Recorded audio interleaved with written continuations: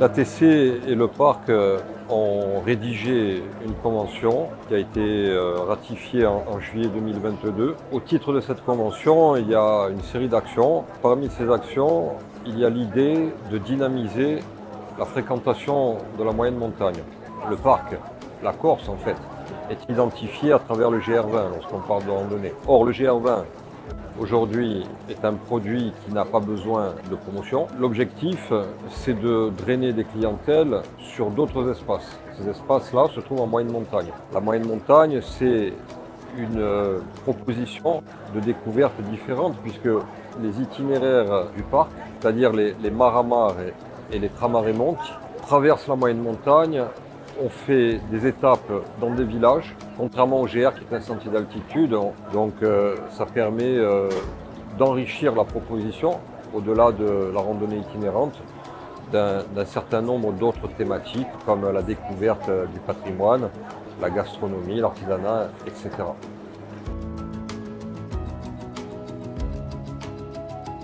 La 15e édition qui s'annonce d'ores et déjà exceptionnelle. Le fait d'être passé l'année dernière par UTMB nous procure bien sûr une visibilité plus importante. On attend à peu près entre 2300 et 2500 coureurs contre 1700 l'année dernière. Différents parcours du Restonica Trail cette année, il y en a 4. Il y a le Giro di Tombon, 17 km pour 600 mètres de dénivelé. Le Tavignano Trail, 33 km pour 1500 mètres de dénivelé. Positif, on ne compte pas les négatifs, bien sûr, on compte tous les positifs. 69 km pour 4000 mètres de dénivelé. Et bien sûr, le coup du spectacle, l'Ultra Trail des Gours, il y a 110 km pour 7200 mètres de dénivelé qui emprunte à peu près 40 km du GR20. Alors, c'est le seul cours certifié UTMB en Corse, c'est certain. Il y a 25 courses au niveau mondial. On a la chance de faire partie des 4 courses françaises, dont l'UTMB. Et il y a à peu près une dizaine de courses en Europe et le reste dans tout le monde.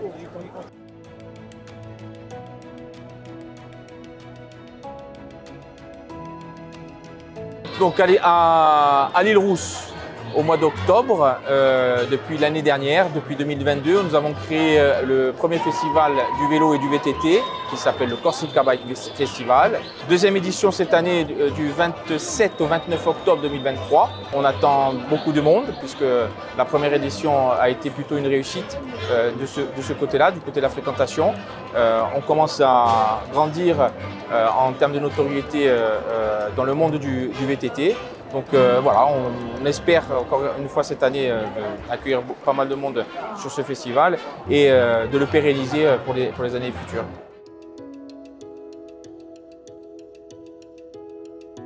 Alors la GT20, c'est un itinéraire de cyclotourisme qui a été mis en place par l'Agence du tourisme de la Corse et qui a été lancé officiellement en août 2019.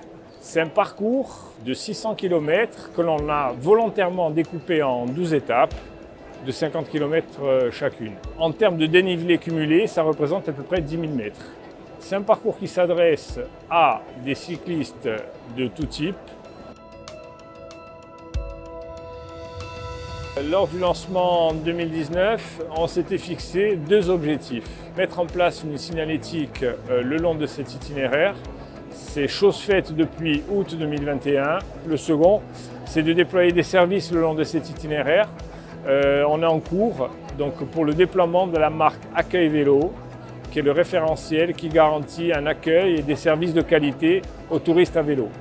Et on va aller sur le terrain pour commencer, je pense, d'ici cet été, à déployer les premiers prestataires qui pourront afficher cette marque.